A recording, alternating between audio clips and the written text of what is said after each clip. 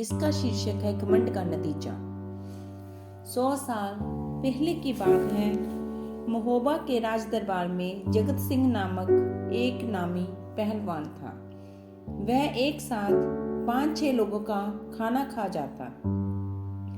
उसकी मांसपेशियां उभर आई थी, देखने में ही भयंकर लगता था। उसके साथ मल्ल युद्ध करके सभी नामी पहलवान हार चुके थे। जो लोग उसके हाथों में हार जाते वे खाट पकड़ लेते थे, इसलिए कोई भी पहलवान उसे मल्ल युद्ध के लिए ललकारता ना था। इस वजह से जगत सिंह घमंडी बन गया। वह किसी से डरता ना था। दुकानों में जाकर उसे जिस चीज की जरूरत होती बिना पूछे उठा लेता। कोई दुकानदार मना करता तो उसे बुरी तरह से पीट देता। एक दिन एक बूढ़ी मौसम्बी का छाबा लिए रास्ते पर बैठकर बेच रही थी। जगत सिंह ने जबरदस्ती 5-6 फल उठा लिए। बूढ़ी ने पैसे मांगे। इस पर गुस्से में आकर जगत सिंह ने छाबे पर लात मार दी। सारे मौसम्बी रास्ते पर बिखर गए। बूढ़ी अपने फलों को उठाकर छाबे में डालते बोली, अबे तुम अपनी वीरता इस बूढ़ी पर दिखाते हो। अगर तुम वीर हो तो मेरे गांव के प्रताप सिंह पर अपना रोब दिखाओ। जगत सिंह ने रोष में आकर पूछा, तुम्हारा गांव कौन सा है? बूढ़ी ने जवाब दिया, मेरा गांव जमालपुर है। अरे बूढ़ी लोमड़ी, मैं अपना पराक्रम दिखा दूंगा। कल इस समय तक मैं उस प्रताप सिंह का शव लाकर इसी गली में तेरे सामने डाल दूंगा। यूं कहकर जगत सिंह चला गया।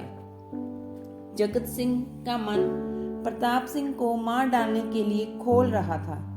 वह उसी वक्त एक तांगा ठीक करके जमालपुर पहुंचा। जगत सिंह को देख गांव के लोग इस तरह भागने लगे जैसे भूत को देख भाग जाते हैं। इस पर जगत सिंह ने दर्प के साथ मूंछों पर ताव दिया। आखिर उसे एक बूढ़ा दिखाई दिया। उससे बोला, अबे बूढ़े, मैंने सुना है कि इस गांव में प्रताप सिंह नामक कोई आदमी है। क्या तुम बता सकते हो वह कहाँ रहता है? क्यों नहीं जानता बेटा, गांव के बाहर एक बगीचे में वह भेड़ चराता रहता है, बूढ़े ने जवाब दिया। अच्छी बात है, क्या तुम जानते हो मैं कौन हूँ?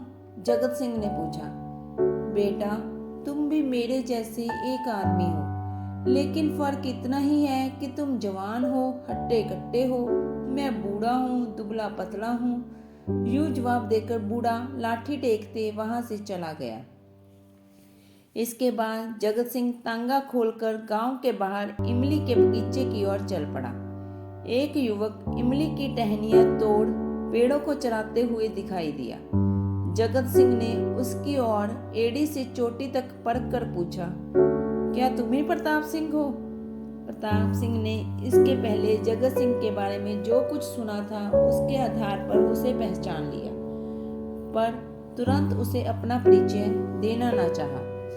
इसलिए वह बोला, नहीं, वह तो मेरे बड़े भाई हैं।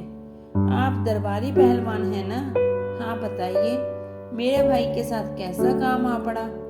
सुना है कि वह बड़ा घमंडी बन गया है। मैं उसका घमंड चूर चूर करने आया हूँ। यूं जवाब देकर जगत सिंह ने इमली की एक डाल को पकड़कर खींच डाला। दूसरे ही क्षण वह डाल भयंकर ध्वनि के साथ नीचे गिर पड़ी। प्रताप ने अचरज का अभिनय करते कहा, वह तो आपके आगे किस खेत की मूली है, उसको क्यों नाहक सताना चाहते हो? बताओ तो सही, वह इस वक्त है कहाँ? जगत सिंह हुंकार कर बैठा। वह तो पड़ोसी गांव में गया है, रात को लौट आएगा। तब तक आप मेरे साथ ही रहिएगा। मैं भेड़ों को बाड़े में पहुंचाकर लौटता हूँ, प्रताप सिंह ने समझाया।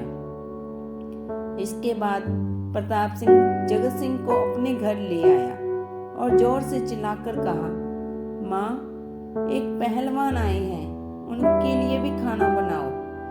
छी, तुम्हारा यह सादा खाना मेरे लिए किस काम का? जगत सिंह ने मजाक किया। महाशय, भेड़ पकवाने के लिए मेरी नहीं है, ये तो गांव वालों की है। मेहरबानी करके आज 1 जून इस गरीब की मेहमानदारी स्वीकार कर लीजिए, प्रताप सिंह ने कहा। घंटे भर बाद वे दोनों खाने के लिए बैठे। प्रताप सिंह की मां ने 2 बड़े पतलों में खाना परोस दिया। जगत सिंह ने पहला कौर मुंह में डालकर पूछा, छी छी, यह भी कोई खाना है या कंकड़ पत्थर है? जिन बूढ़ों के दांत नहीं है उनके लिए तो खाना बिल्कुल पका हुआ होना चाहिए, लेकिन पत्थर भी खाकर हजम करने वाले हमें तो ऐसा ही खाना अच्छा लगता है, प्रताप ने सहज रूप में कहा। इस पर जगत ने लज्जा का अनुभव किया, मगर मांस खाने के आदी हुए जगत सिंह को आधा पका अन्न गले नहीं उतरा। वह बार बार पानी पीकर अपने गले को तर करने लगा। खाना ना खावे तो उसके लिए अपमान की बात होगी। जगत सिंह की परेशानी देख प्रताप सिंह मन ही मन हंस पड़ा और बोला, माँ, तिल का तेल लेते आओ। जगत सिंह ने सोचा कि अब तो मैं बच गया, लेकिन प्रताप की माँ तिल का तेल नहीं, तिल ही ले आई। आप देखते क्या हो, तेल डाल लीजिए। यूं कहते प्रताप सिंह ने अपने दाएं हाथ में थोड़े तिल लेकर निचोड़कर उस तेल को खाने में मिला लिया। जगत सिंह ने भी सोचा कि तिल को निचोड़कर तेल निकालना कोई बड़ा काम नहीं है। उसने भी थोड़े से तिल हाथ में लिए और निचोड़ने लगा, मगर उसके हाथ दुखने लगे, पर तेल की एक भी बूंद ना निकली। क्यों जी, तेल नहीं निकला? यूं पूछते प्रताप सिंह ने अपने बाएं हाथ से जगत सिंह के तिल वाले हाथ को पकड़कर निचोड़ डाला।